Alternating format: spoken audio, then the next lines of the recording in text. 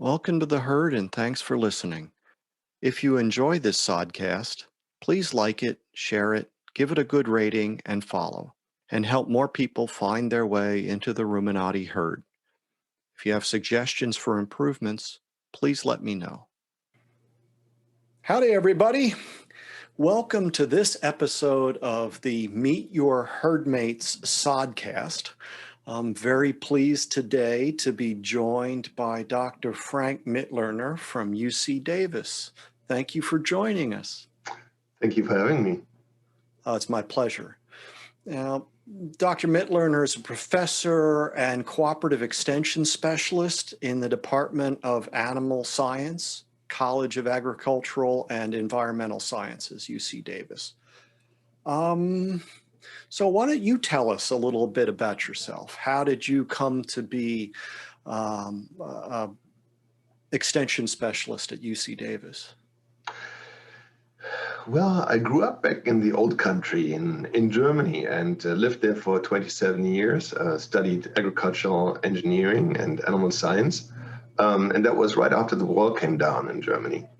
And I was the first West German to study in East Germany. That was actually a move that was very atypical because at that time everybody went the other way from the East to the West. But I never regretted it. I had a wonderful time in Leipzig at Leipzig University, did a degree in agriculture engineering and tropical, subtropical agriculture, and studied and interned a lot overseas in tropical, subtropical countries.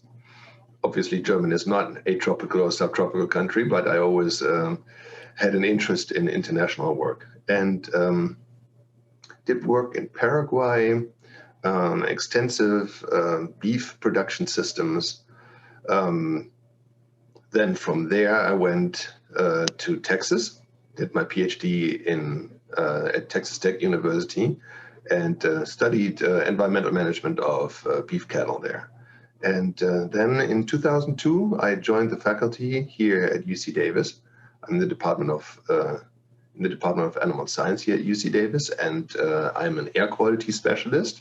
So I study the impact animal agriculture has on air, particles, gases such as ammonia or greenhouse gases, odors, all different kinds of atmospheric issues associated with animal agriculture. So that's my primary area, to quantify those air impacts of animal agriculture and mitigate those. But I also have a research interest in other sustainability issues such as animal welfare, even worker issues, which are an important sustainability topic. I do that, and I'm also the director of what's called the CLEAR Center, a sustainability center for research and communication of sustainability topics in and around animal agriculture. Now, you said extensive beef systems. What do you mean by extensive? Yeah, so beef can be produced in an intensive systems such as, let's say, beef feedlots, where animals are finished, where beef animals are finished before they go to slaughter, and that's pretty typical here in the United States. But of course, beef is also raised extensively on large pastures, let's say, and that's in the United States. That would be the ranches we have, and ranch production is, of course, very typical for much of the world, whether you go to Australia or to South American countries or here in the United States. Pasture-based systems are very common, and they are often referred to as extensive production because you have a lot of land that you allow the animals to graze on. A thought occurs to me. Did German come in handy in Paraguay, or? Oh, yes. Actually, the reason why I went to do my master's field work in Paraguay was to brush up my Spanish. And little did I know that the area where I landed in the western part of Paraguay was sparsely populated. The only people there were Toba and Guarani Indians and a bunch of Mennonites who spoke a language that was somewhat familiar, or sounded somewhat familiar, but I couldn't really figure it out until I really paid more attention. It was a German, the way it was spoken 150, 200 years ago in Germany, by Mennonites who immigrated to Paraguay a long time ago. And so it took me a while to get used to it. But my Spanish suffered as a result because nobody spoke Spanish to me. Is that Plattdeutsch? Is that? Yeah, say the least.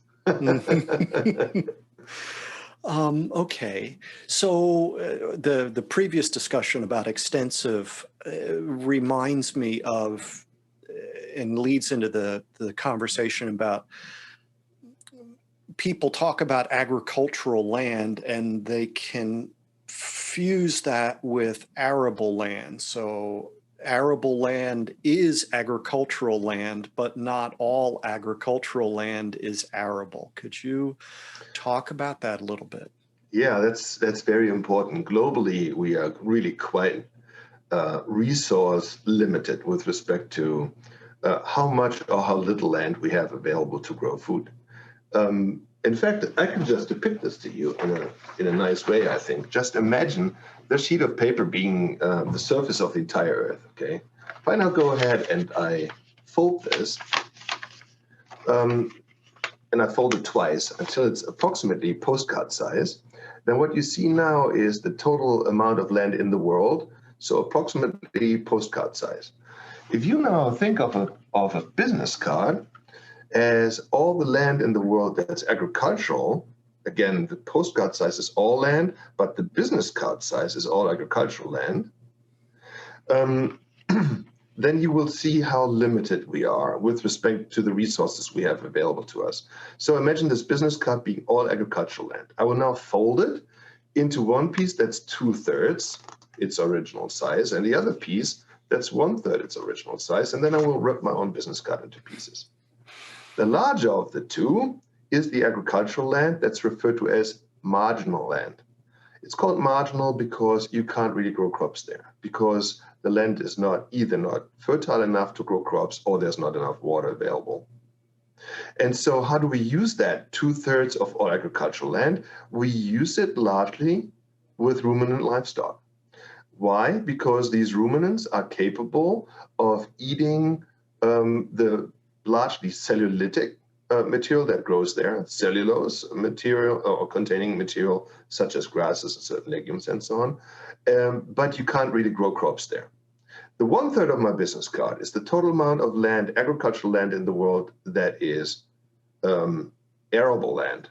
And that means that is where you can grow crops for either humans or animals. And that's how resource limited we are. It's really important to mention that 2/3 of all agricultural land in the world is indeed used for livestock, but most of it could not be used for food production by any other means. And perhaps shouldn't be, because trying to do so would lead to a degradation of that resource through erosion, or as we saw in the Dust Bowl days of the United States, the tilling some of these marginal lands then exposes them to loss of topsoil through wind or water erosion. And so we perhaps can bring some of those marginal lands into production, but it comes at a cost. Yeah, so I think it's actually a beautiful thing that we can take something that has no other human food producing purpose, and that's the marginal land, and we put ruminant livestock on it, a solar powered system that allows us to make use of something that we cannot digest, which is cellulose, and upcycle it, not just recycle, but upcycle it into highly nutritious animal sourced food. So we should really celebrate ruminant livestock as a result, and not chastise it like many people do. And indeed, too many times today, it seems to me, we're in the us and them, either or kind of arguments. And the reality is that ruminant animal agriculture is thoroughly integrated into all agricultural systems around the world. They look very different parts of the world. But for example, in California, the almond industry has a byproduct. and that byproduct comes into the dairy. Could you talk about some of those examples? Yeah. Have you ever wondered why we have so many dairy cows in California? One of the main reasons is that we have 400 specialty crops here in the state. Agriculture by far is the most important agricultural state in the United States, twice as large as the number two with respect to agricultural output. There are 400 specialty crops grown here. And these specialty crops have a lot of byproducts, co-products that come with them, but that have no other human nutritional purpose. And so approximately 20 to 30% of all of these co-products and byproducts end up in a ruminant's rumen to be digested and made into animal source food. So our dairy industry is a very important recycling part of the agricultural sector in the state of California. And that's one of the reasons why we have so many dairies here. We have 20% of the US dairy industry located right here between Sacramento and Bakersfield. Mm-hmm. And if we weren't able to utilize those byproducts in livestock feeding systems, what would be the cost of not being able to utilize them? Well, if we wouldn't use those byproducts and co-products, then we would have to, first of all, go produce that milk elsewhere. And we would have to grow food specifically to satisfy these nutritional needs of those cows. If we were to get rid of the cows here that currently are largely fed these co-products, and these dairies were to go someplace else, then what would occur is described as leakage. Because if we were to close down, let's say, dairies here, then those cows would go someplace else, most likely into regions where dairies are less efficient than they are here, but yet they would produce equal or greater emissions than they did here. So you want to produce livestock in a way that makes use of other co and byproducts, and ruminants are just masterful in doing so. And where those co and byproducts are produced, and California is one of these places, as I said before, that's really the best place where you should locate those animal industries. And I don't think that they will go anywhere. I mean, we might lose some dairies, like we are throughout the country, but we're not losing cows, and we haven't over the last few decades. Yeah. So there's a phenomenon occurring throughout the country, which is that the number of dairies is decreasing. In Wisconsin, in New York, in Pennsylvania, you see large numbers of dairies going out of business. Most of those are relatively smaller in size, okay, and they have a hard time competing with many of the larger dairies. And we have that situation here in California as well. We are losing dairies, but we are not losing cows. And that means a consolidation process that occurs throughout the country, in fact, throughout the world. And of course, if you have this co-product or byproduct and you didn't have an outlet for it, you'd have to dispose of it. It would increase the cost of the crop. It would represent then another environmental burden, for lack of a better word. So as people are entertaining ideas, they don't always look at all of the costs of what they're entertaining. They tend to only see the benefits that they perceive. Mm-hmm. And it would be a similar thing when people look at, for example, plant source protein, and they say, well, why don't we just feed that to humans directly? And the point is that ruminant animals actually increase the human edible protein supply. Even when you just look at the human edible protein that they're fed, which is a small part of their total ration. So that upcycling that you mentioned earlier is a critical aspect of their role in food systems. You always have to consider what goes in. Oftentimes I hear activists using statistics comparing what kind of food has a relatively lower environmental footprint per calorie produced. Now, calories produced are really a very bad denominator. What really matters is how nutrient-rich a food is, not how calorie-rich a food is. I don't think anybody would seriously say that we are calorie deprived in this country. I mean, just look around you, and calories don't seem to be the problem. In fact, well, maybe they are the problem, but in the opposite direction, that people eat too much of it. It is about nutrient density and not calorie richness. And so we should really think about how can we produce those foods that have a better arrangement of nutrients per unit of food that we consume. And in that regard, you cannot beat animal source foods.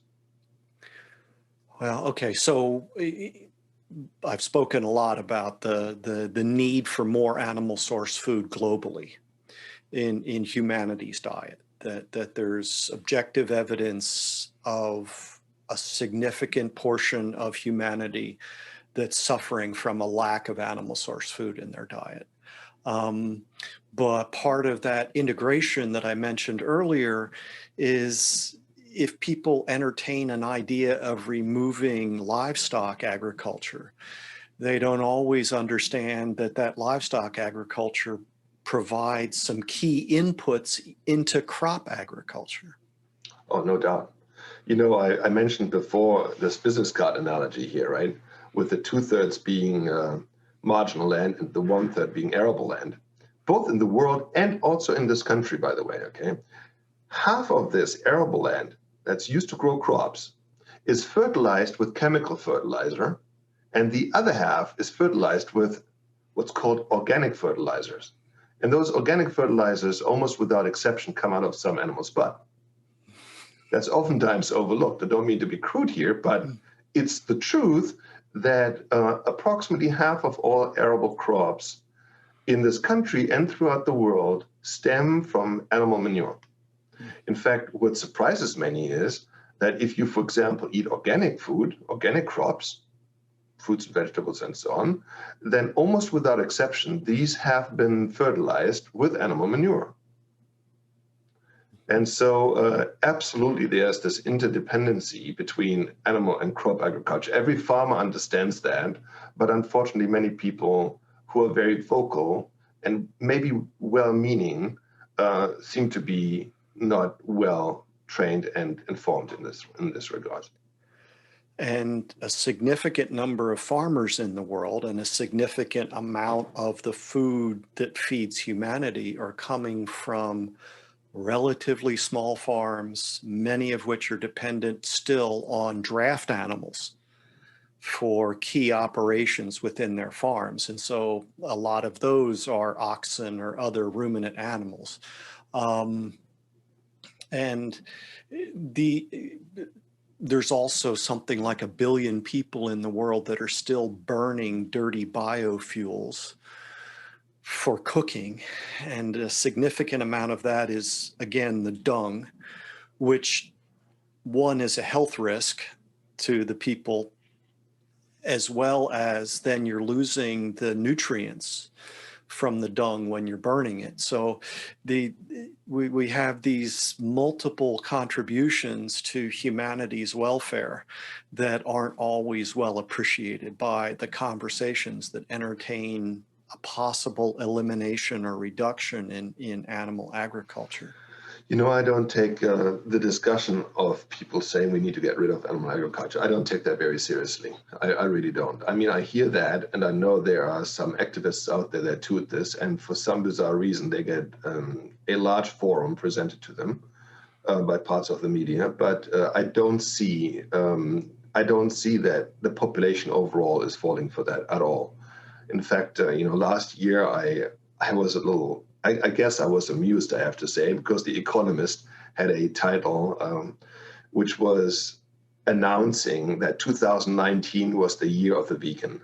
2019 was the year of the vegan. And I thought, wow, okay, so that's going to be interesting. And I read what they projected. They said that about 1/4 of all young Americans are vegans now. And I thought, what are they talking about? What are they talking about? They talked about plant-based food, plant-based alternatives to meat and so on, and how they will soon take over. I'm a scientist and I look at numbers, and I looked at the plant-based sales this year, and what I found was that all plant-based alternatives combined amount to 0.6%, and the original, the actual meats, 99.4%. Okay, so it is true that the plant-based alternatives have a market, and it's also true that they have a growing market, but the base is so low that the totals it's a totally different ball game. And for media like The Economist to come up with these kind of title pages and write stories after stories after stories about how victorious and so on these alternatives are, and how doomed animal source foods are, it's just ridiculous. It is far-fetched and not true. And part of that is the mythology about you're going to kill yourself by eating animal source food, and then you're going to kill the planet by producing animal source food. And both of those at their core are obviously false. Well, animal source foods are more resource intensive in their production. Okay, there's no doubt about that. But they are also much more nutrient rich as food items. So you obviously cannot compare a kilo of some vegetable to a kilo of beef or pork or something else. Okay, these are totally different food items with a vastly different nutritional profile. So, and even if, I completely acknowledge that animal source food has a greater environmental footprint compared to plant-based alternatives. I completely agree with that. But first of all, when we go to the supermarket shopping, and Frank now being Joe Blow or Joe Doe or whatever that person is called, that elusive person going to the supermarket, would normally look at main issues being taste, price. Some of them look at nutrition, nutritional profiles, but not many. And these are the main parameters, okay? So some of the folks in the ivory tower, where I reside, they also might look at carbon footprint, water footprint, animal welfare parameters, and so on. But the vast majority of people does not. Now, don't get me wrong, I'm all in favor of optimizing sustainability of what we eat, okay? That's what I thrive for and what I do day in, day out. But that's not what Joe Blow does when they go into the supermarket. That's not their main focus. It is ours as scientists assisting farmers to improve and optimize. And maybe it's worth spending a little time, because sustainability has a lot of aspects to it. And too often the public or the popular conversation only runs toward the environmental. But it's also deeply concerned with profitability and long-term viability of enterprises. And it's got to do with, as you mentioned earlier, worker safety, and it's got to do with ecological services and other things besides what typically draws as you said, the headlines. So if you were to ask me what I regard as the main pillars of sustainability, I would say there are 5. I would say, first of all, I completely agree. Sustainability is not just environmental sustainability, but sustainability, environmental sustainability is one important pillar. Okay, so but within the environment, what's included is air impacts, water impacts, soil impacts, climate impacts, and so forth. Okay, so that's one of the 5 pillars. The second one is animal welfare. Very important. Husbandry and housing of animals are critical, not just in the consumer's eye, but also, of course, for the producer. That is the absolute basis of their existence, to have animals that are in good welfare and in good health.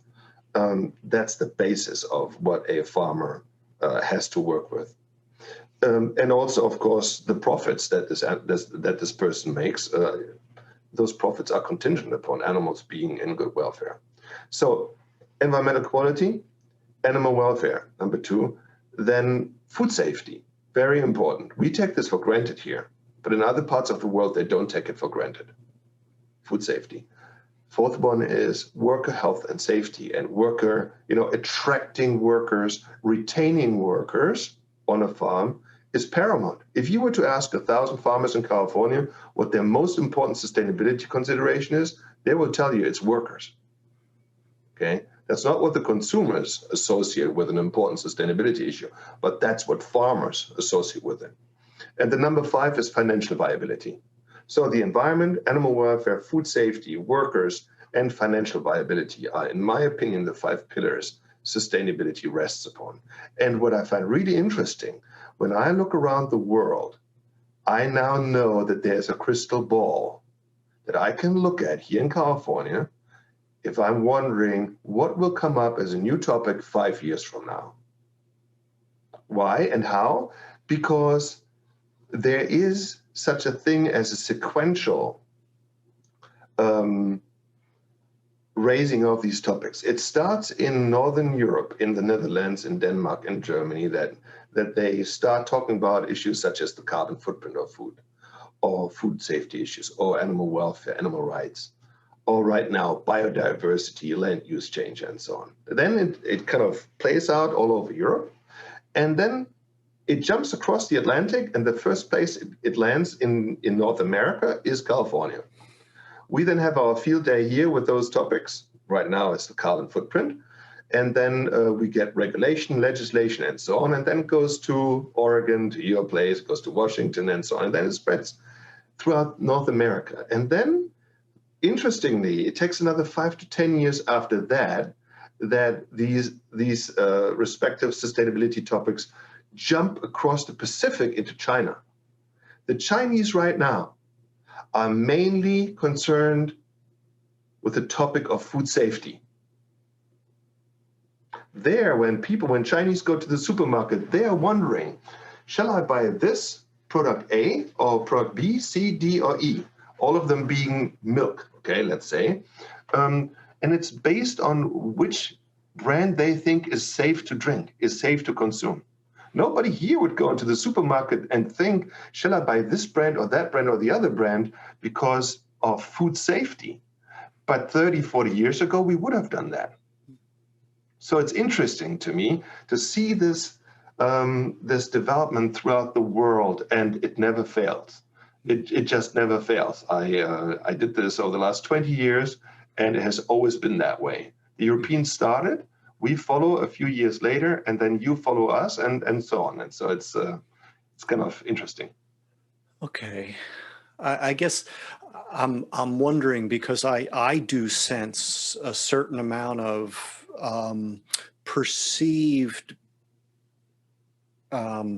value of a product coming from one management scheme being better, safer, healthier than one coming from, say, standard production practice in the United States. Now, it's not the, does this have melanine in it, which sort of would be the extreme example that I think you were referring to.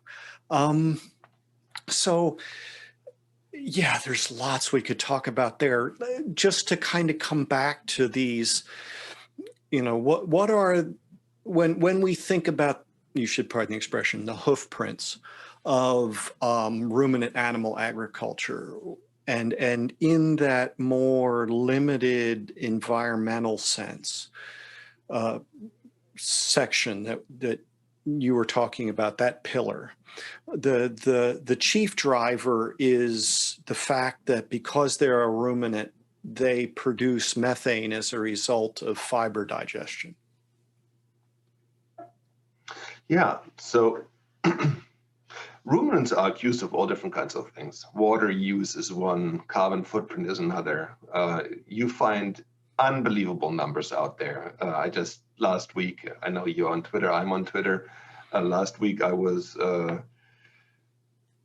I was just amazed to find the most recent numbers that were tutored about water consumption by beef cattle and dairy cattle. So they use they present enormous numbers, but those numbers are largely based on green water consumption, and green water being rainwater. Okay, so obviously, if you have a ranch with 1,000 acres, let's say, then whether you have cattle on that land or not, you have rainfall falling on that land. And then the grasses grow, and without cattle, the grasses would still consume some of that water, and some of it would just percolate into the groundwater and so on. So now that you have cattle on there, those people assign that water that falls on that land to the production of that meat. And that's, of course, a joke. With respect to the carbon footprint, something really interesting has to be considered, and it hadn't been in the past, namely that there are huge differences across those different so-called greenhouse gases. Gases such as CO2, carbon dioxide, that's associated when you burn fossil fuel like oil, coal, and gas.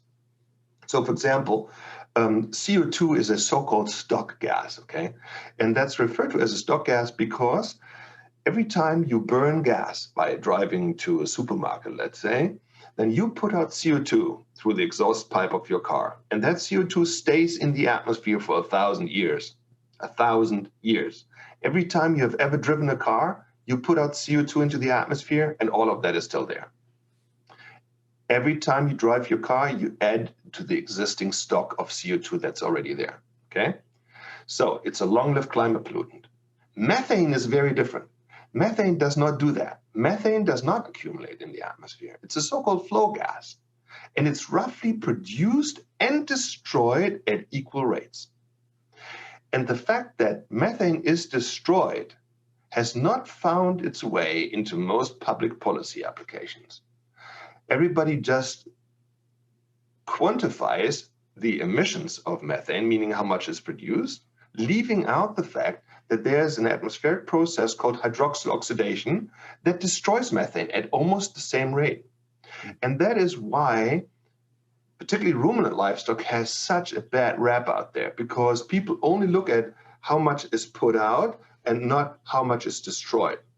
But this is really important. And now that we understand that this has to be done, we know that the carbon footprint of ruminant livestock, for example, here in the United States, is at least exaggerated by a factor of 4. At least by a factor of 4. And that's just assuming that cattle herds are constant, that they are not changing over time, okay? But we know that they have changed over time. Back in 1975, we had 140 million beef cattle here. Today, we have 94. So we have 50 million fewer beef cattle today than we had in 1975.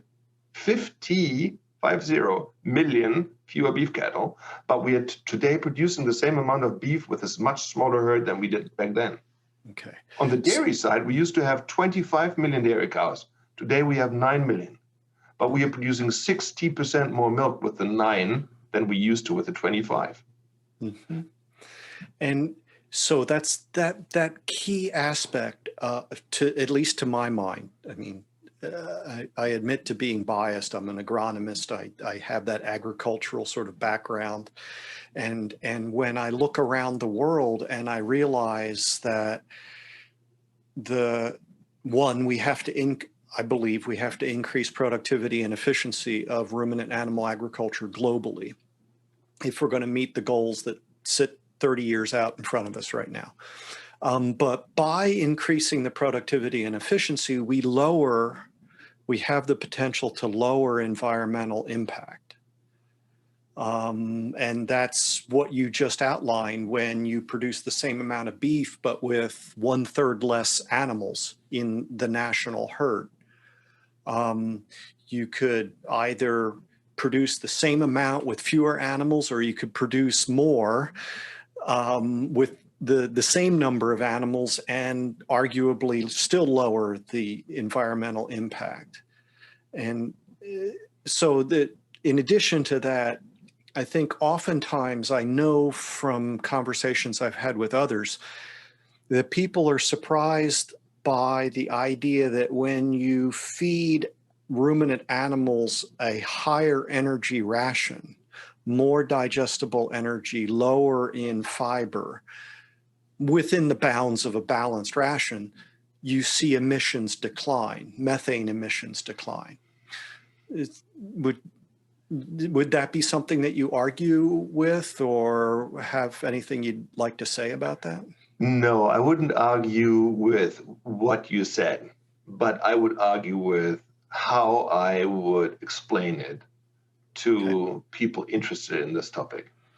If many people out there in the public are interested in reducing the environmental footprint of livestock, but they will not understand if you were to say we need to improve efficiencies in livestock production through improved feeding or so. They would just not understand what you're saying.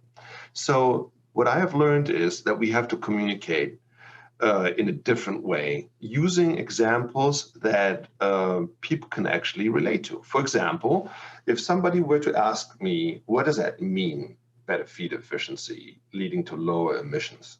Then I would say to that person, well, I assume you drive a car. And I assume that your parents also used to drive a car, and maybe your grandparents used to drive a car. Your car today is much more fuel efficient than your parents' car, and tremendously more fuel efficient than your grandparents' car, I assume. And they will say yes. All three cars drove from A to B, let's say 100 miles, but with very different amounts of gas used. And the most fuel efficient car, the one you don't normally drive today versus those more historic cars, by using less gas to drive the same distance, by using less gas, they are burning less carbon, putting less emissions into the air. They all get that. A more fuel efficient car means you burn less gas, means you put less emissions into the air. They all get that. The same is true for our cows today. Our cows have a much higher efficiency, and that means you have relatively either constant inputs and higher outputs, or you have lower inputs and constant outputs. But we have learned to drastically change this picture. This dairy picture I gave you before, and by the way, I failed to say that methane has only a lifespan of 10 years.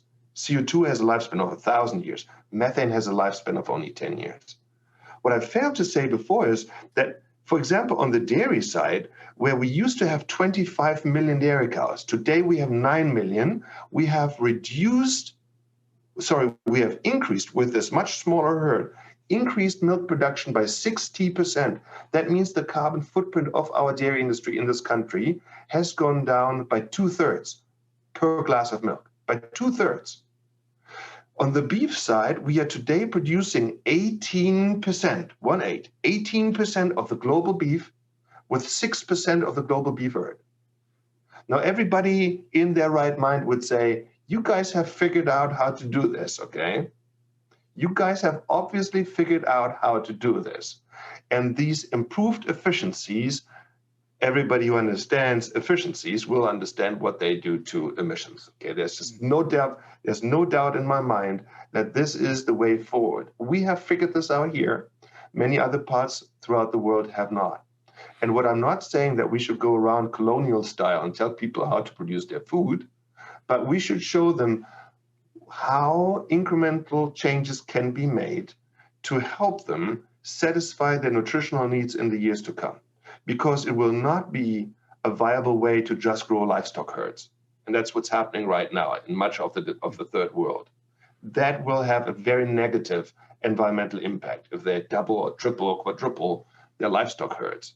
They can produce similar or even more produce with fewer inputs by improving efficiencies, just like we've done here.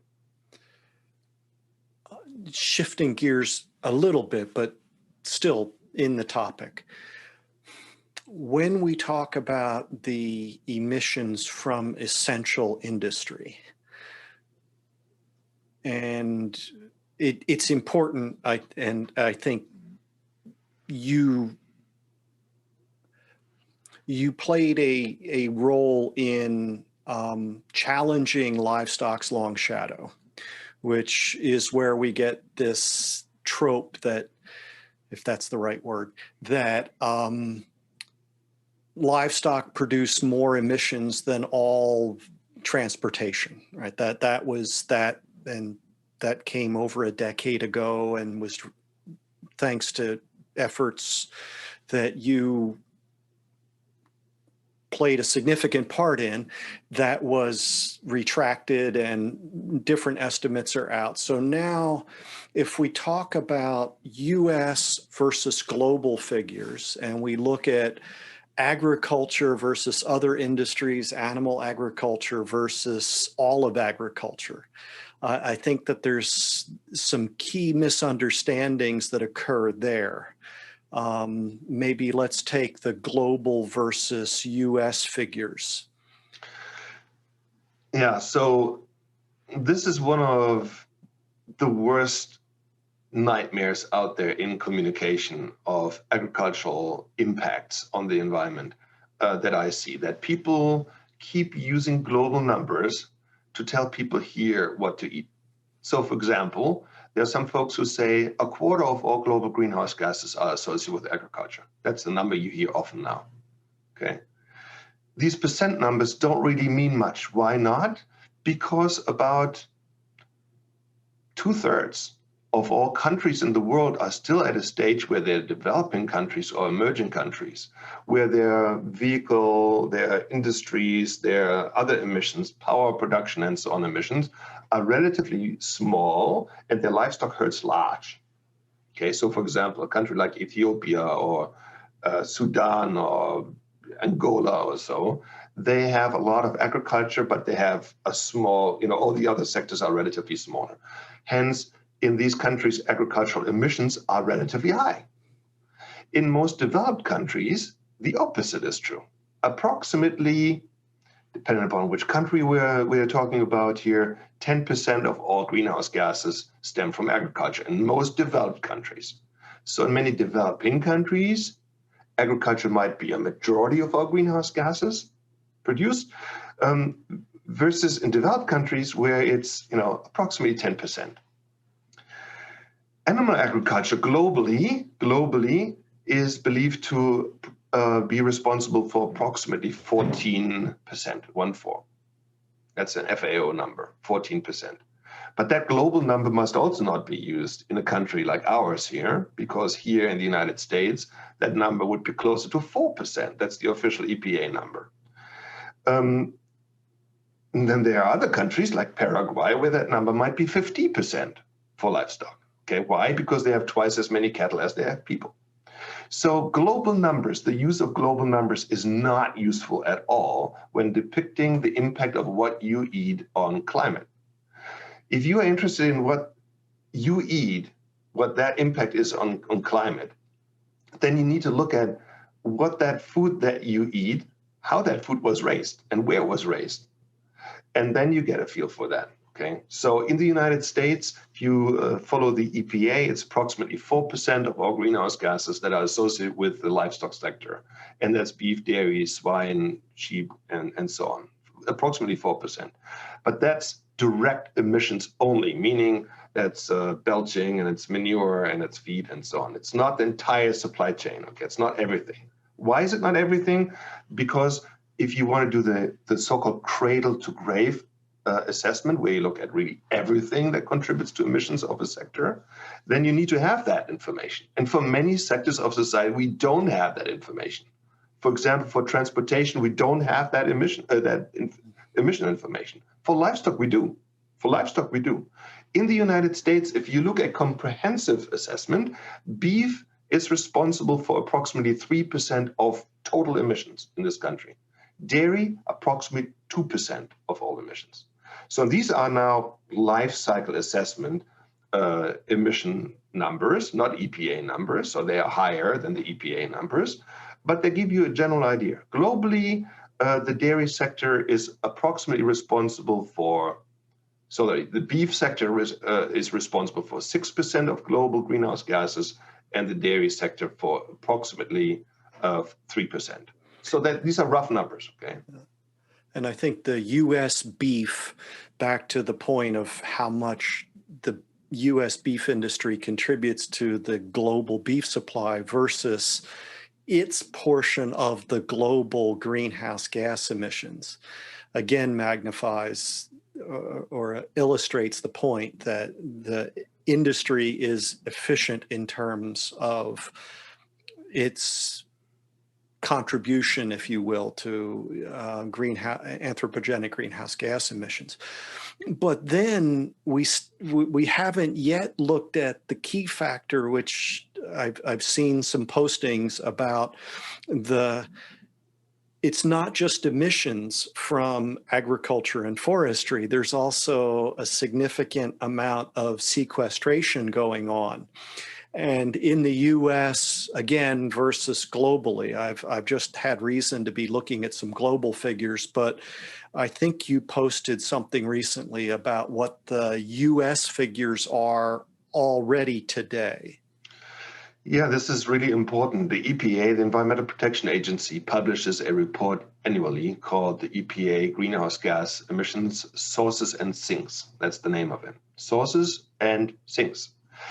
And it is bewildering that everybody reporting on these emissions will only talk about the sources. For agriculture, the source for agriculture emissions, the source quantification is approximately 10.5%.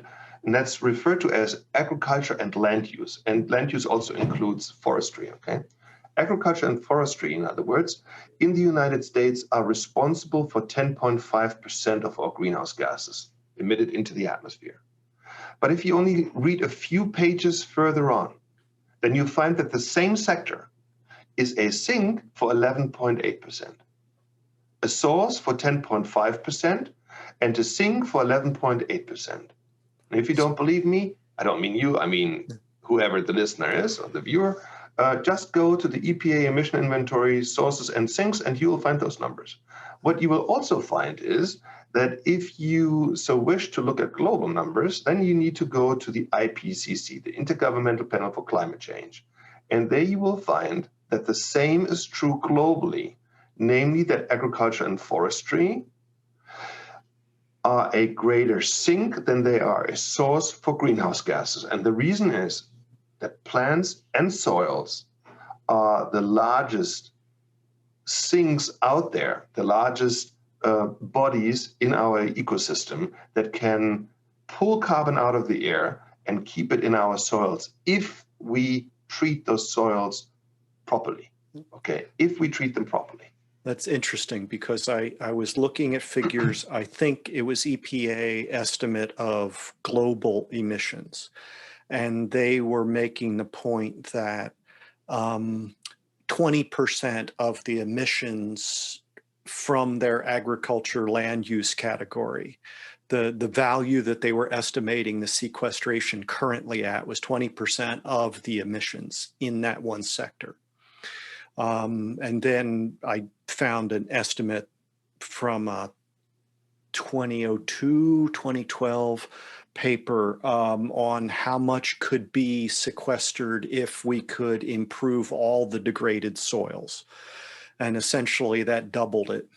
But again, pointing to the fact, regardless of what the numbers are, we're talking about the only industry that currently is in any way offering the potential of significant carbon sequestration. There's lots of talk about other technologies, but this one is doing it now. And then you could talk about what could be achieved by improving management or whatever, but too many of those conversations don't acknowledge what's already happening, I think. It is agriculture and forestry that are the only sectors of our society and globally that have the ability to pull carbon out of the air and keep it in the ground. And in my opinion, it is a travesty that we don't acknowledge that and that we don't further incentivize it. Now, there are now some governments throughout the world that incentivize carbon capture by paying farmers to grow trees on their land. Why do they do that? They do that because they say, if you plant trees on your land, then these trees pull carbon out of the air during photosynthesis. That's true. Mm, But guess what methane mitigation does? When you reduce methane, and we have seen that all over the world, particularly in developed countries, by the way, where we have seen very strong reductions of methane over the years, then that means that you are pulling carbon out of the atmosphere, because methane is always destroyed by a natural process called hydroxyl oxidation. That destruction process is always there, and it's normally in balance with the production of this gas. If the production is now reduced because you mitigate this gas, then you have a net negative warming impact, which is a fancy word for cooling. mm, mm. So incentivizing farmers to plant trees, yeah, why not? You pull some carbon out of the air, but why not incentivizing farmers to reduce methane? This would have a short-term impact on our climate, inducing cooling. Mm. So I think that in the years to come, you will hear much more about that, because now some wheels are turning in some of the governments that I've been interacting with, coming to the conclusion that we need to incentivize farmers, not just foresters, but also farmers, in reducing gases such as methane, because that will have a societal benefit. Well, and hopefully people don't just look at, as you just mentioned, just look at trees. I mean, trees are important.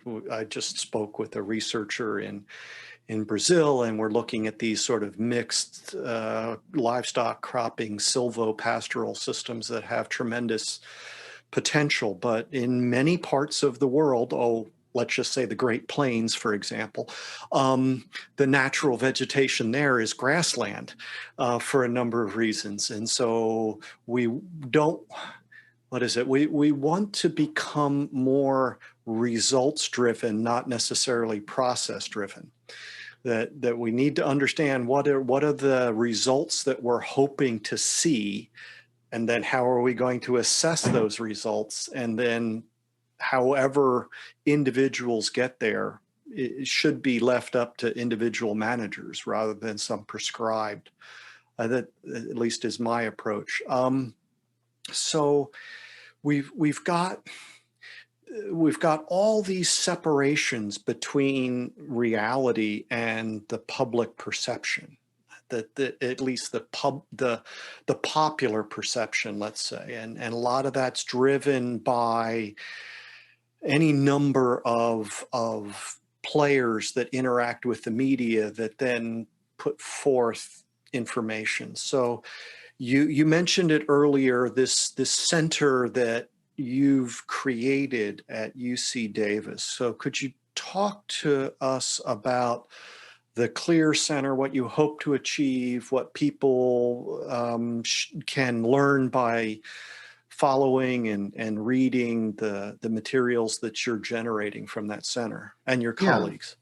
Yeah. I mean, I have always been interested in communicating the research that we do with the public, and in the past I did this through speaker engagements and so on. But over the years, people asked me, Frank, why are you not more on social media? And I thought, social media? No, that's not me. Say, oh yeah, you have to be on Twitter. I said, on Twitter? That's the last thing I need. What can I write in 280 characters that's meaningful and thought-provoking? But boy, was I wrong. And I have to say, it changed my life when 1.5 years ago I entered the Twitter sphere. And I'll get to the Clear Center in just a minute. What changed? Well, what changed was that all the different discussions I had here in California and maybe here in the United States, all of a sudden were elevated onto the global level. All of a sudden I met all different kinds of people all throughout the world who invited me to be part of work groups and publications and so on. I had governments contact me. Our work has informed public policy on the regional, on the national, on the international level, oftentimes triggered through work on social media. But then I realized, what I do on my Twitter, with my Twitter handle there, that's just not enough. I mean, I was just blown away that I, at some point, reached 3 million impressions every month. And as an academician at a university, that's not normally what happens. I mean, what we normally do is publish papers, and we get a couple hundred or so citations, and that's what we pat ourselves on the shoulder for, right?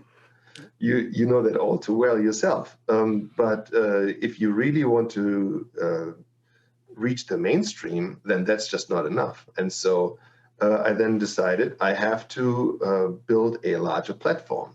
So I discussed with the campus administration one way of doing so, and they suggested either an institute or a center, and I agreed that's what I needed. I needed a center with a research core consisting of postdocs and research associates on the one hand, and a communication score. Because what many scientists don't pay enough attention to is on how to communicate what they find with those that need to know it. Those that are either farmers or those that are policymakers, those that are journalists, and so on. And so I'm probably one of the very few academicians in this country who have hired journalists to work for me and with me in the CLEAR Center to communicate the things that we find. And so the CLEAR Center, and CLEAR stands for Clarity and Leadership in Environmental Awareness and Research, CLEAR. The CLEAR Center has really made a difference to me and to many because it has advanced a discussion, for example, on methane, far beyond those who typically would discuss that. And it has informed many people who are in the public policy domain that what they thought to be true might have to be rethought.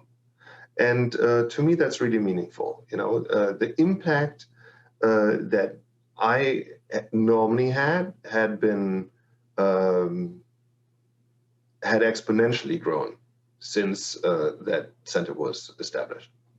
So you find it if you go to clear.ucdavis.edu. You find it on the web, and my Twitter handle is GHGguru. GHG, of course, that's for greenhouse gas. And so please come and visit us on those platforms. And Clear is also now on Twitter, and I'll be posting links to everything in the show notes when it goes up.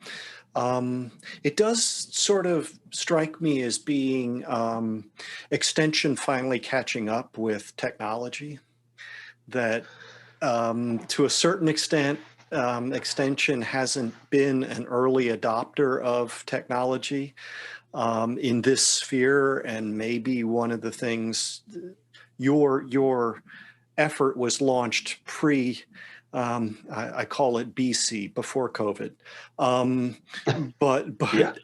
after COVID, I think that a lot of efforts within extension are going to be reevaluating how historically programs have been delivered and how to continue to use the technology that we've learned how to use in the last 9 months or so. Yeah, I mean, it's not just about Twitter, of course. What I do, what the CLEAR Center does, is we see articles that are out there in the media, and some of them are just really misleading and written by people who had a few hours to figure things out that they have no training in, and then all of a sudden it's in a major outlet. So we write rebuttals. We write Twitter threads, consisting of maybe 10 or 15 individual tweets that are connected, or we write blogs, many blogs, and they are quite popular. We are all over this medium and use different platforms. Also, sometimes a podcast like with you, and we do those with many others as well. And we produce some videos. One is called Rethinking Methane on YouTube, available 5 minutes that really explain to you what methane does. You might think it's boring, but it's actually, that topic is the Achilles heel of animal agriculture. Methane is the determining factor in the carbon footprint of livestock. So by understanding those new findings, you really understand why that discussion went the wrong way for too long. Yeah, and I think also that reminds me of the whole land use issue, because in some parts of the world, the issue of converting forest into agricultural use frequently goes through a grazing phase. But the grazing was not the purpose ultimately. It's to go produce some crop, but for a few years, perhaps in the middle, while they're finishing the clearing and conversion process, cattle are going to be there. So they put all that on the cattle rather than the rest of the agricultural development that's taking place in the world. And so, or in that region. And so that also is a way that the footprint gets skewed. And you mentioned something to me in a previous conversation that we were having a couple weeks ago. And I have to admit that I went and got a copy of the IPCC report, and I did a PDF word search in that document, and I don't know how many 100 pages is that report. And you want to talk about what that word is that doesn't appear in there? That was photosynthesis. And you know, when you talk about carbon and carbon cycling in and around food production, and you don't mention that word photosynthesis, then you haven't really understood carbon cycling very well. And please do not take my words as me making fun of them. But I do have to say that I was astounded. It was astounding to me that the process, which is really the base for how carbon cycles through from the atmosphere, through plants, through animals, and back into the atmosphere, how that is not part of the discussion, that to me is bewildering. And I mean, it's the fundamental of energy flow. It's where we get the oxygen that we need to breathe. And I mentioned it to a classmate of mine, and he did his master's, as he said, staring at a CO2 analyzer in plant physiology. I mean, and I shared that with him, and he was like, no, wait, really? And again, not to make fun, but to point out that the attempts at modeling in many cases aren't as complete and as well informed as many assume them to be, including many of the people that are involved in the work itself. And I think that your experience with Livestock's Long Shadow pointed that out. You know, people were sincere. They were trying to do this work. And there were some key issues that hadn't been considered. And I very much appreciate that approach to the conversation rather than the us versus them kind of approach that too frequently things devolve into. So I just wanted to tell you that I went and looked it up and said, son of a gun, Frank was right. There it is. Or there it isn't. Maybe that's more accurate. So I want people to spend some time thinking about what we've spoken about. I'd like them to look at the resources that Clear makes available. And I'm trying to remember, who was it that modeled if animal agriculture was removed from North American farming, what the impact would be? Oh, what was the names were Hall and White. Hall and White published a paper in the Proceedings of the National Academy of Sciences back in 2017, and they looked at the extreme. They looked at what would a U.S. going vegan do to our carbon footprint and do to our nutritional security. And what they found was that if all 330 million Americans were to go vegan, we would reduce our carbon footprint by 2.6%. Everybody going meatless Monday would reduce our carbon footprint by 0.3%. But particularly in the first of these, in the former scenario, the vegan scenario, they cautioned that that would not allow this country to be food secure, because we would not be able to satisfy the essential nutrients needed in human nutrition. So to me, that was really interesting. But I have to tell you, I I completely feel that people's choices around food are very personal and very private. Okay, I feel that they are as personal and private as our religious choices, as our partner choices, as our political choices, and so on. What we eat is our business. Okay, it's nobody else's business what I eat. But I can help those people producing food minimizing those impacts, and that's what I do, and that's what people like you are involved in, and I think that's really important. I think what concerns me, and it concerns me more and more the older I get, is that there's this food fight out there where different parties are throwing arguments at each other, shouting, not just talking, but shouting at each other, and not listening at all. And that's not productive, and it doesn't get us anywhere. Okay, and it really must stop. I mean, we need to be civil about this and see how we can produce food in the most responsible way. And key to that also, and I agree completely, the critical point is, how can you be an informed consumer without information? And I think that what we've discussed already, what you've published and others, clearly points to we have not been well informed. This, despite all the technology and everything that's at our, we have access to information. Frequently, it's, as you said, we publish it in a journal and then we get, 10 citations, and isn't that a good job? And but I think more and more people are willing to seek it out, and hopefully what we've accomplished here today is an introduction, so that people know now where to go to find some more information. And of course, I'm talking to people who are dealing from a human health and metabolic health perspective.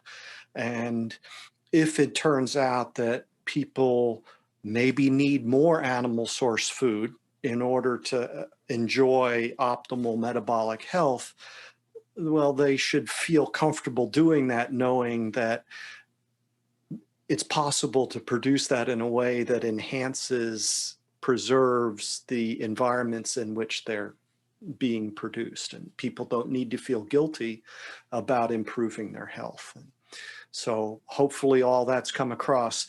I've asked you a lot of questions. It's only fair, doctor, to throw any back at me if you have them. Yeah. So, what motivates you the most about what you do? Why do you do a podcast like this? First of all, it's a sodcast.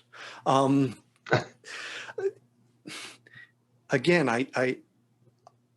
I hope that what I can be is a bridge between all these disciplines that exist scattered across all these institutions and agencies, so that we can all learn from each other. And I hope that at the end of the day, people can enjoy better health than they currently enjoy. We've gone over the statistics before about what is a reality in high-income countries. And then I'm learning more and more about the reality in the low and middle-income countries. So I am driven by the vision of seeing more of humanity get to how to increase the flourishing of humanity everywhere. I'm convinced that when we do that, we'll achieve lower impact. And we'll also get more human beings capable of achieving their potential, which will go a long way towards solving whatever problems are coming. Now that we can get billions of brains communicating almost in real time, what problems can't be addressed? But those brains have to be properly nourished as they develop, et cetera, et cetera. So that, and also there's a sense that I have of being very fortunate in where I've been, where I am, the opportunities I've been given. And so I'm just trying to kind of push that further down the road so others might benefit. Mm-hmm. Very well. I have to tell you, I really enjoyed your podcast. Very much so. Thank you. And all my interactions with you over those years have been very fruitful and enjoyable. And I want to thank you for that. It's an honor and a privilege and sincere pleasure on my part. And, one of the things that didn't happen this year was a visit back to UC Davis, which is a lovely part of it. It's not quite as nice as Western Oregon, but it'll do. Somebody, one of the people that I interviewed made the point, he's in his 50s, I'm in my 60s. And he said, "Who's next? Who are we?" He said something about we've got 10 years left. It's like, oh my God. But who are we training? Who are we, trying to bring along to succeed us?